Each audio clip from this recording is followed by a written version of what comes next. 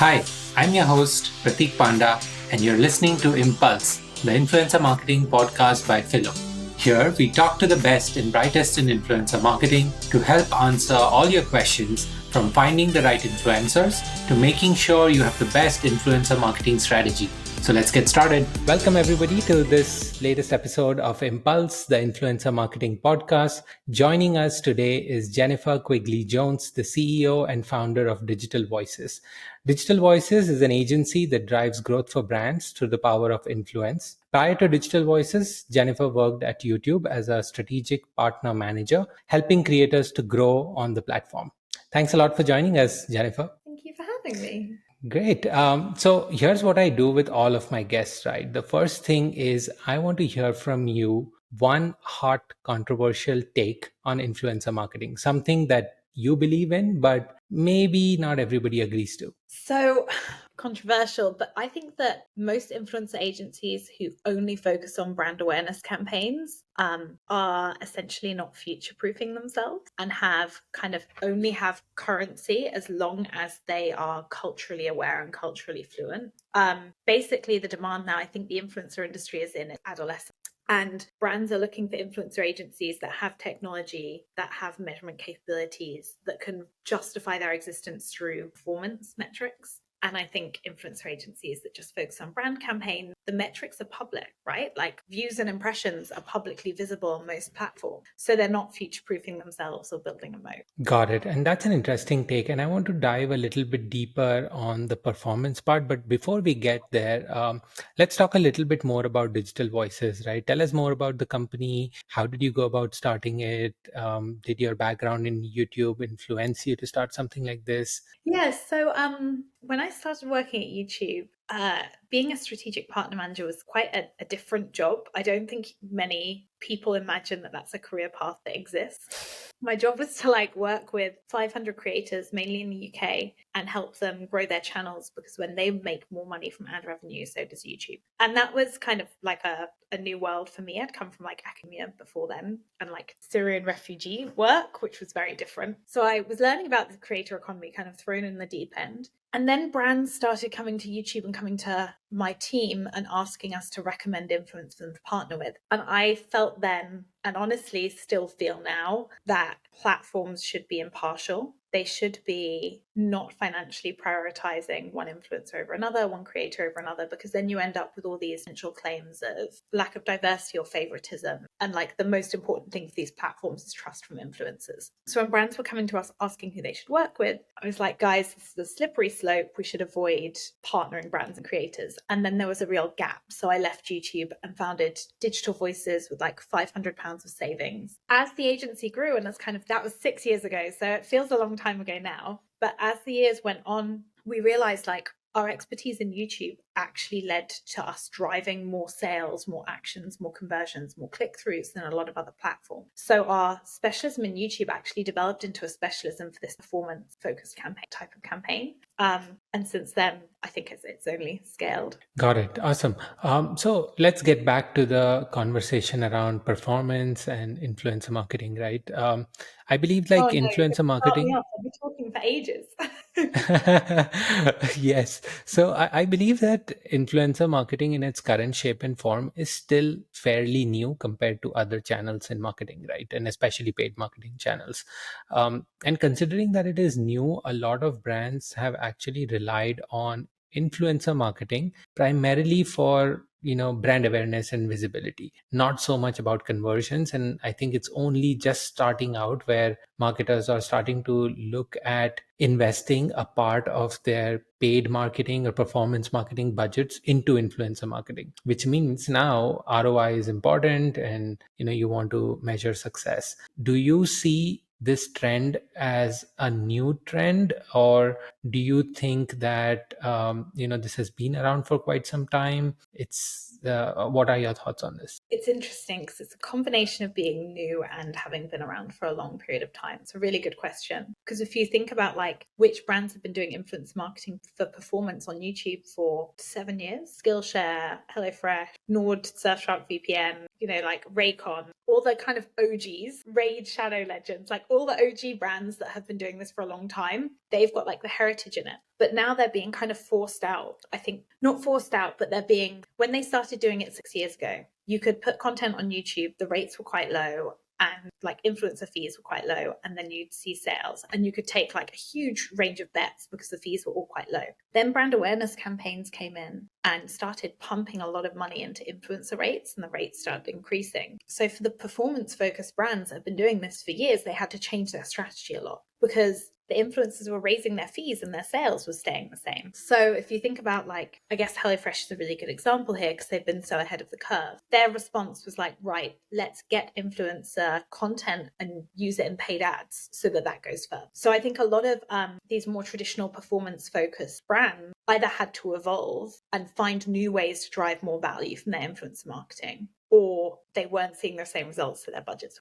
So I think the difference now is approaching performance from like a full funnel perspective and approaching influencers as essentially a core part that you can build an entire media plan around. So you can use influencers for organic content, and that may drive sales that justify the cost. It may, you'd get lucky, like, you know, it may justify it through organic content alone. But then if you start thinking, okay, could we use the influencers as part of an affiliate program? Could we use influencers as part of paid ad strategy? Could we use influencers even in our TV commercials or in out of home? And that way you drive far more value from these brand ads. So I think that's changed a lot. Okay, The that's other thing that interesting because, yeah, go go on, ahead. sorry, I was getting really geeky. If you want me to get No, go and ahead. No, no, go ahead. Yeah, go ahead. the other thing I think is different is previously you could just, as a brand, so say as a Skillshare, you could pay an influencer to produce a piece of content. And that's all you'd think about was like, the content went out, was it good? Did it follow the talking point? I think now when you're trying to run performance campaigns, it's much more sophisticated. So you need to think about, like, is their call to action the most effective call to action? What is the customer journey? What's the conversion rate on the site? How do we optimize that site to convert stronger? Do we use the influencer's photo on the site or not? And I think you have to be much more strategic now if you're trying to run performance campaigns, rather than, I think there was a bit of a spray and pray approach. Yeah, it was a pray and spray sort of approach. And do you think in today's date, as the focus becomes more towards performance out of these influencer marketing campaigns, does it sit under the performance marketing bucket or like a demand gen? So let's put it this way. If we were to ask who owns this, would it be a demand gen director or somebody who's owning influencer marketing? I've started to see more companies have an influencer marketing manager as well as a job title. What are you seeing in the market? Yeah, we're seeing, I would say we did an analysis of our clients' job titles and our point of contact job title, and they vary massively from social to brand to marketing to growth to often it's like influencers and affiliates. So it's in that partnerships team. The interesting thing we see is that when the contact comes from that growth side, so when the contact comes from that affiliate growth background, that's when they're trying to test, learn, and scale. So that's when the budgets scale faster. Often the brand marketing or social budgets, they stay the same or kind of might increase slightly, but stay pretty consistent from day one. But when you can prove sales, that's when your revenue scales. So that's when we find, those people are kind of really ambitious, growth minded, and they're pioneering like new approach to marketing, and that's what I really love about them. Got it. And one thing that we hear a lot in this space is around authenticity, right? And you're trying to bring a good fit between the brand and the influencer. And now you're adding another piece here, which is around performance. And as a marketer, you want to drive conversions. And more often than not, as marketers ourselves, we know exactly what we want the influencer to talk about, but you also don't want to try and prescribe, right? And what do you suggest your customers? How do they go about working with their influencers? Do they give them full creative freedom to go figure out whatever they want to talk about, or is there, some leeway into driving how the conversation should go? I think there's a kind of a plethora of options dependent on what your aim is. If your aim is to like position your brand in a certain way or get brand awareness for a certain product, then fine. Like, I understand, be very prescriptive. But one of my biggest gripes, is when marketers decide to only engage influencers that look like their dream target customer in their head. You know, when marketers have like these hilarious kind of awkward customer personas, like Digital Dave. And they're like, okay, we only want to work with influencers who speak to Digital Dave. And I'm like, right. Yeah. But that doesn't mean they have to be Digital Dave. Their audience might be Digital Dave, which again, it's always some stock image of a smiling man. Their audience might be Digital Dave, but the influence themselves doesn't have to look like Digital Dave. So I would say, like, when marketers are too prescriptive in who their ideal influencer is, they miss out on huge opportunities, especially if it's conversion focused. So what we tend to say is, if you're on the brand awareness side or you're trying to change your brand positioning, okay, we understand, we'll source creators who match what you're looking for. We will insist on diversity in the campaign. So we hope you sign off a diverse shortlist. But okay, when you get to the brands that are trying to do that performance growth customer acquisition focus, this is where we really push them to test new verticals and new people and new approaches. So you may not have tried working with car channels. You may not have tried working with drag queen channels. And that's where you unlock the gold, because you unlock people that brands might not have considered working with before. They might not consider that they have a natural affinity with, but they use that influence to open an entire new customer. And that, I get really excited when we find an option there. So, for example, we were working with a tech client and we were at VidCon having dinner, and I think we'd had too much wine. The client said, oh, women don't convert for this product. And I was like, what? And he was like, if you can make women convert, he was like, everyone's tried. If you can make women convert, you're unlocking like millions of dollars spent. Like, it doesn't happen. You can try. So we went back to the drawing board. We changed the talking points. We had like our example video. We had a woman on our team do the voiceover, so that when the influencers would look at an example video, female influencers would see a female example. And from the next like 3 months later, all their top converters were the female run channel, and with often female-led audiences. So for a while, we like really transformed how this tech company thought about their customer base. And that's where like the power of trusting influencers and being strategic and testing and scaling is really exciting. Yeah, I think one thing that you said is amazing piece of advice, and it is actually contrary to popular opinion or what people typically do, which is trying to identify areas that you think may not be the best fit, but the audience is there, right? You haven't explored that audience for your brand, and you're just trying to fit into those personas for your influencers who are your ideal buyers. And that's not actually what you're intending to do here. You want to find that their audience should have this target persona. And I see that a lot more with B2B marketers also, just because they tend to define their audiences even more tightly with specific job titles and what part of the world they are in and so on, they get very, very specific, right? And then it becomes hard to find these kind of influencers as well. Yeah, we did a B2B report about this actually, because you're right. B2B marketers are often very prescriptive. They're like, oh, I want to influence IT decision makers. I'm like, okay, where are you going to find them? They're like, oh, I don't know, LinkedIn ads. You're like, oh, okay, I don't know if they'll be inspired by that. Whereas if you talk to developers and CTOs, ask them what they watch. Ask what they do. They normally don't have TikTok because they're worried. They understand the implications of data. So it's like often not TikTok. But ask what they watch, and they will watch really weird, geeky stuff on YouTube. It's, Exactly. Okay, well then why don't you sponsor? So we did a whole B2B campaign influencing IT decision makers that partnered with maths creators, science creators, like people who answered those like odd questions about around the world. And it drove huge, like vast number of traffics and email subscriptions and competition entries, because we wanted to give the potential customers some. And it didn't come from targeting job titles on LinkedIn. It came from targeting them because they were people who had real interest. Like we were talking to another company that said, oh, our target audience CEOs, scale ups. And I was like, well, as a CEO of a scale up, I can tell you that every hobby I have, I obsessively have to get really good at it. So let's sponsor hobbyist channels in your target market. Let's sponsor like golf channels. You want to not be embarrassing on a golf course. You want to improve your golf game. So of course you'll watch Rick Shields golf. That to me is a perfect B2B partnership, because the customers are really high value. There may only be 1 in 50,000 of those viewers as your customer. But if in that integration you can inspire them to learn more about the product, express their interest, go to the site, and then become a customer, that's worth it. I find that example very interesting, and let's try to probe a little bit deeper into that, right? Let's say you are a brand where your ideal buyers actually go out and play golf a lot, and therefore watch a lot of videos around golfing and how to get better at it. How do you try to insert, let's say, a B2B product into somebody who is actually doing content around golf?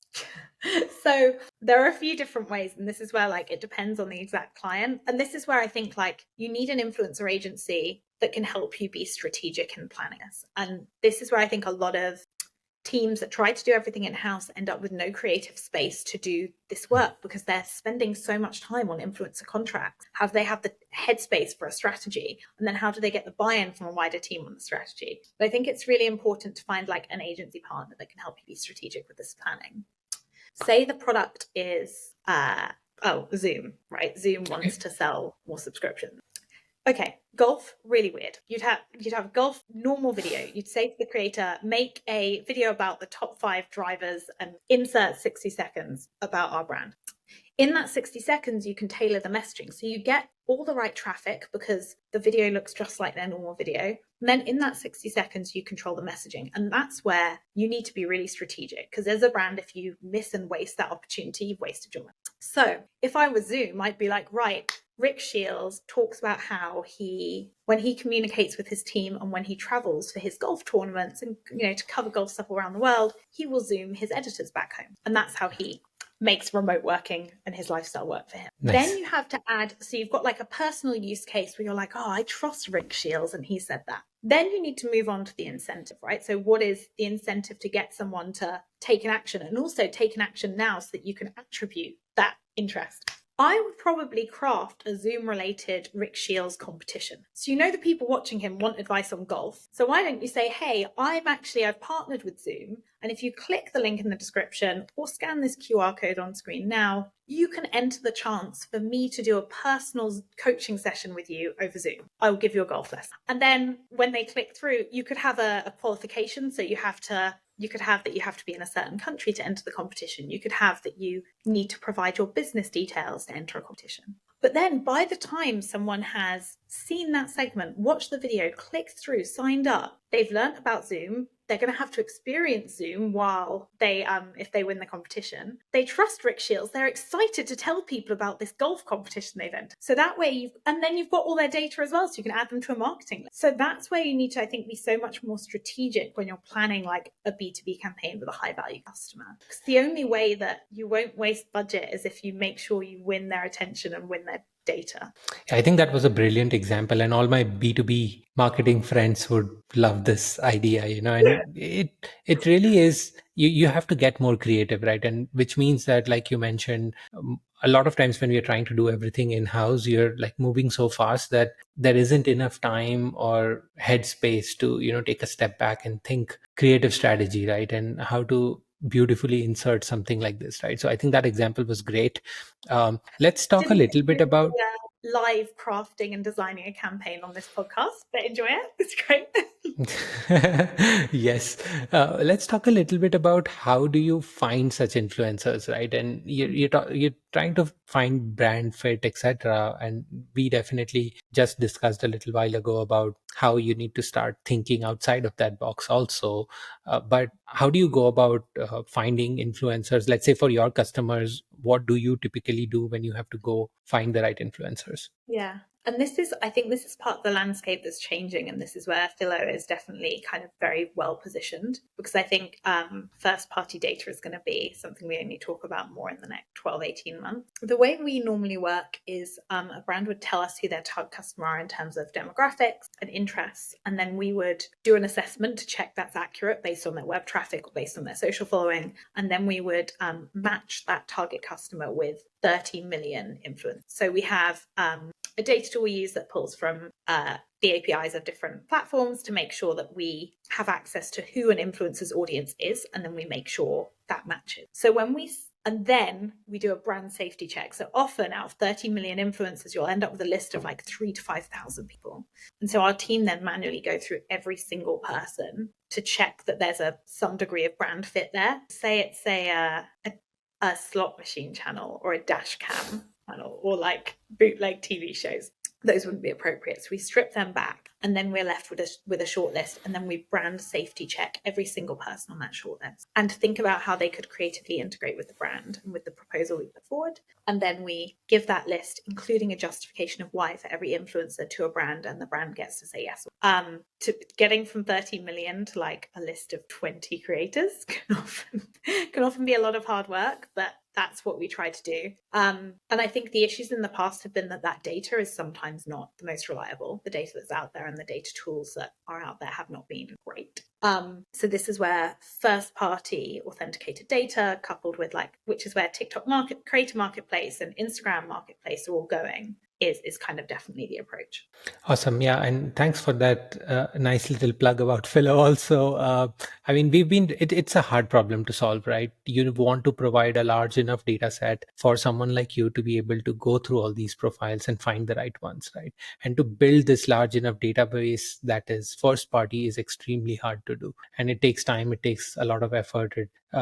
Folks like you not only become customers for Phyllo, but also largely partners, because you help also make this data better and cleaner, and it helps the overall ecosystem, right? And that's the objective. And it's already at a time when a lot of these social platforms are also trying to impose more rules, so that if at all you are accessing platform data, it is authenticated and first party data. And that's what we are trying to do at Phyllo also, and emphasize primarily on that, right? And that makes life easier for influencers also, brands also, and partners like you also, right, who are trying to facilitate this relationship. So yeah, I mean, There's it's a tough actually problem. it's a really tough problem to solve. And actually, it's something that aspect I didn't mention is that from every time we run a performance campaign with creators, we have the result of that campaign. So we know not just who matches your target audience, which again, if you're on TikTok Creator Marketplace, you're a Phyllo customer, or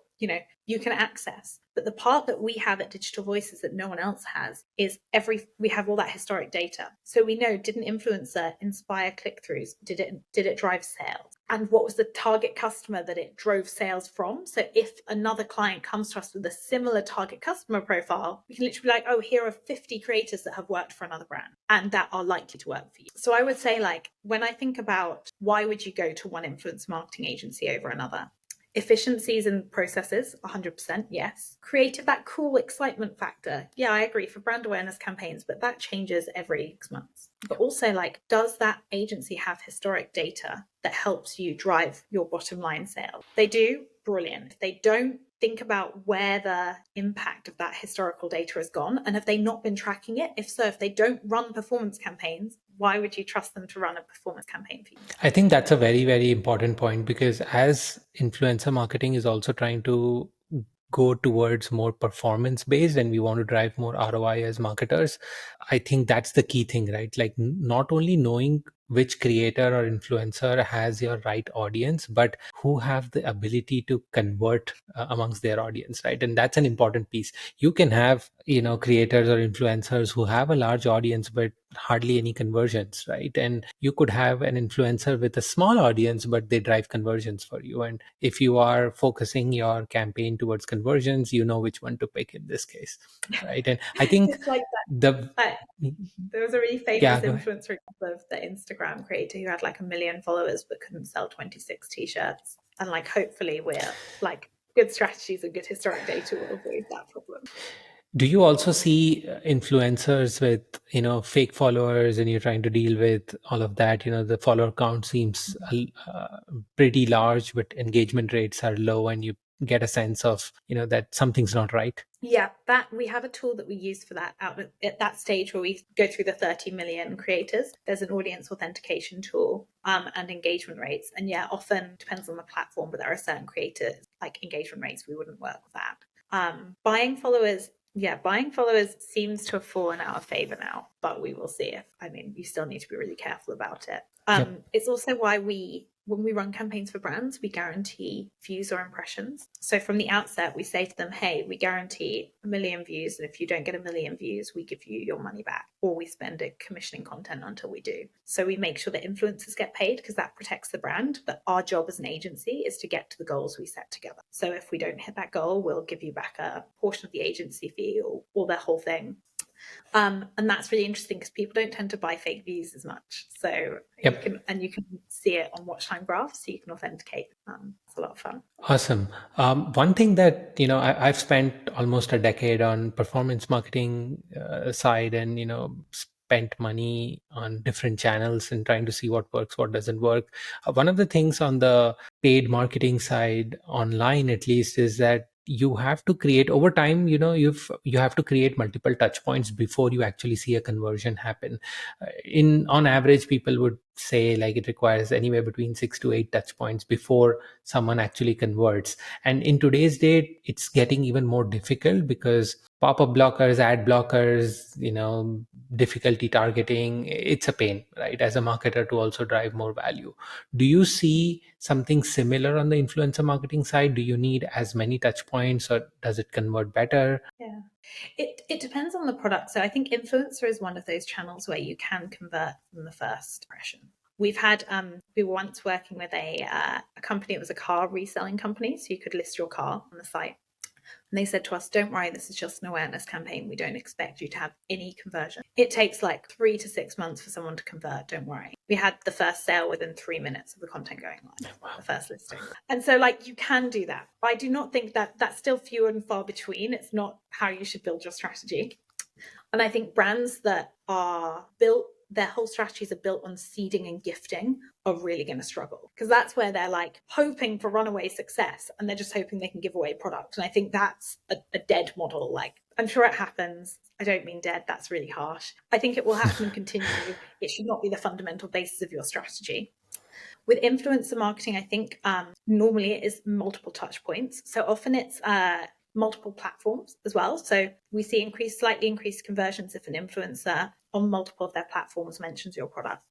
The other thing that's really helpful is to do paid ads with that creator in it, so that people are reminded, because often people will think about a product, and you'll get through ad blockers with influencers because ad blockers don't stop influence content, but you often they might not convert that first time. So it does help to either responsor them, and we've seen conversion rates increase on a second sponsor, or to take their image and then retarget that audience with ads much. And that does drive conversions and also makes it much easier to convert. So on TikTok, for example, it's quite an ordeal to go from a piece of content to someone's link in their bio to the website to maybe purchase. And the whole aim of TikTok is to be as addictive as possible. So it's much easier to just keep scrolling, because all the incentive is I will get another dopamine rush if I move my thumb. Yeah.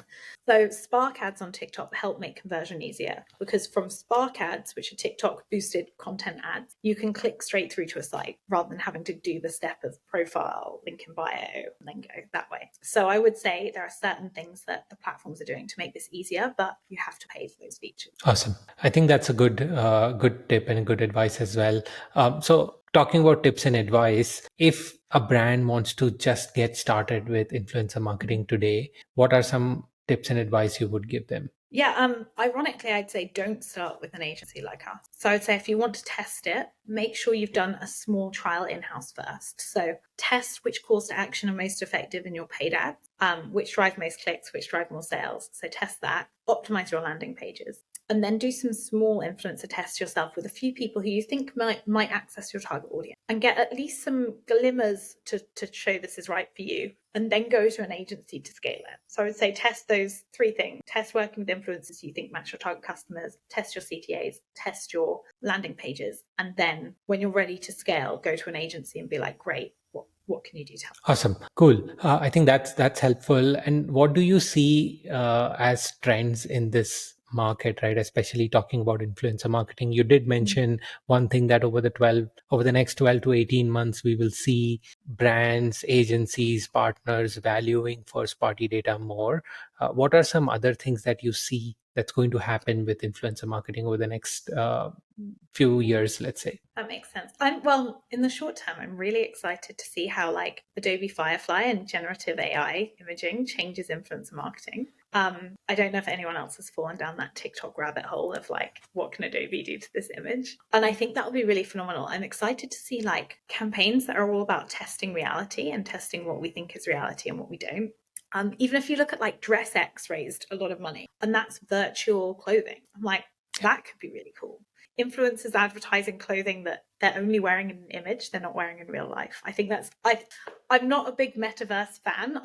I don't think the metaverse is the future of the industry, but I think this idea of like testing what's reality and what isn't will be a theme over the next 6 months. Another thing that I'm excited to see. So a lot of influencer teams or agencies are probably going to get in trouble in the next 12 to 18 months with music labels. I know Sony's already started quite publicly suing people for using copyrighted music in influencer campaigns. And that, it's fair. Like, we should not have, like, people shouldn't have been doing it. We purposefully don't do it. And we know that costs our campaigns views because we will only use licensed tracks. But in response to this, we've actually become a partner with Universal Music, have Awesome. launched a platform called Globe Social Sync, and you can purchase catalog music for using an ad campaign. So if you think about like Kate Bush, Run Up That Hill, Fleetwood Mac, like a lot of these tracks are older tracks that have seen a resurgence because of TikTok. And I think we're going to see some really cool creative campaigns that use catalog music and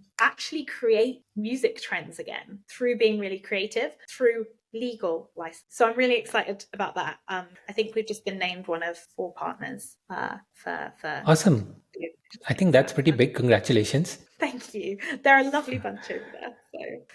So Awesome. That's great. I know that, it is a challenge because in my past role, I used to work for a company that built a technology called digital rights management, which was essentially a way to protect music, movies, anything that is being streamed online or on other devices, right? So I know that, folks like Sony, rightly so, would want to make sure that, now that this is becoming a big slice of pie, they would want a bite of it as well, right? Everybody wants a bite of it.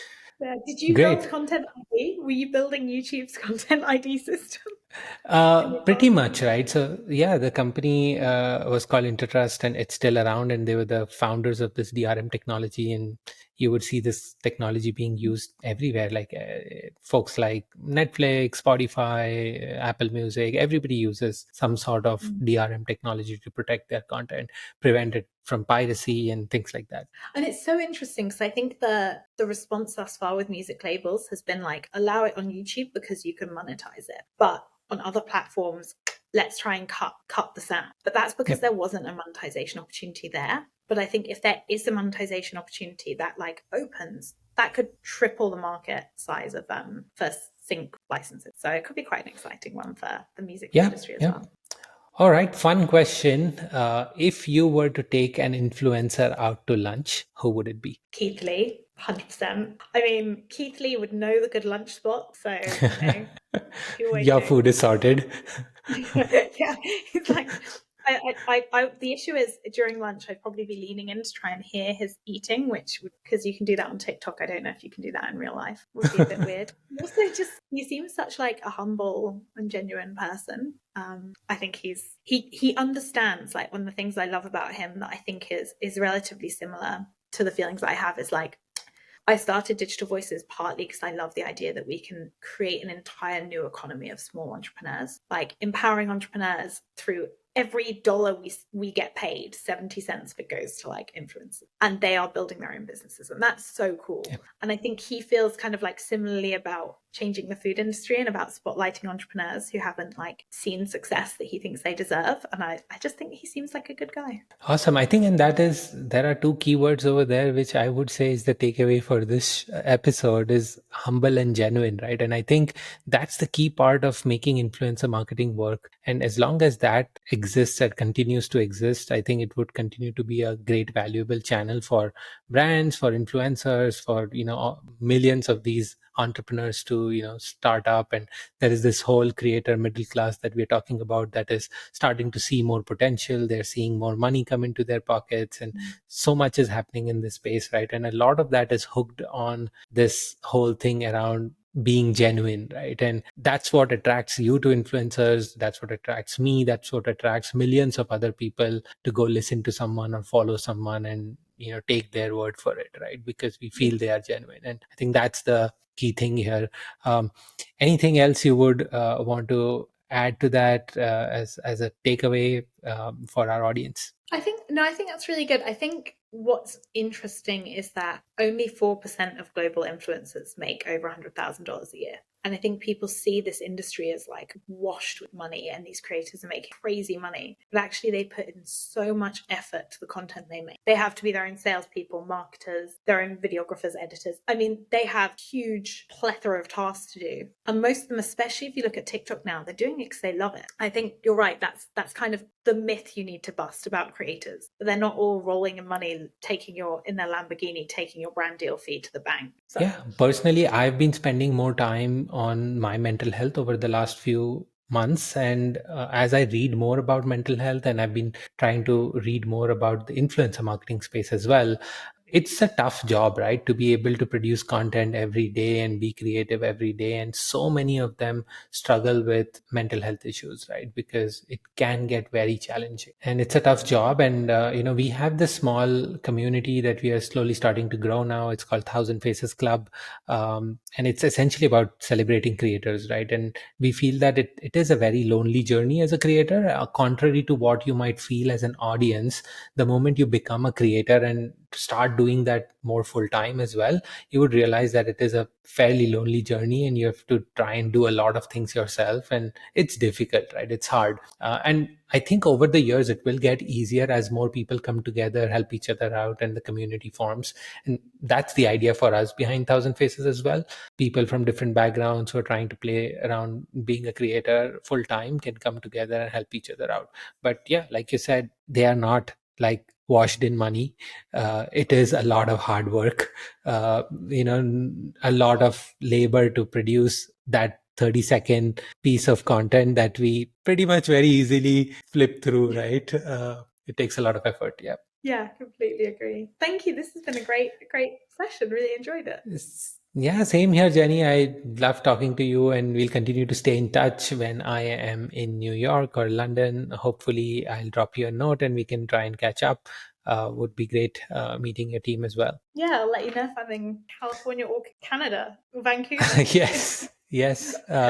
Please let me know. I don't know if we've connected on LinkedIn. I'll look it up and we'll stay connected. Let me know if there's anything else I can do or we can do at Phyllo to make your lives easier, and we'll get someone to share more details with you. Reach out. Thank you so much, Prateek. This has Awesome. been great. Thanks a lot, Jenny. It was awesome. Bye. Thanks a lot. See you. Bye-bye. Impulse, the influencer marketing podcast, is brought to you by Phyllo. Phyllo is the easiest way to get access to authenticated creator data from hundreds of different platforms. To know more about Phyllo, visit getphyllo.com. That's getphyllo.com.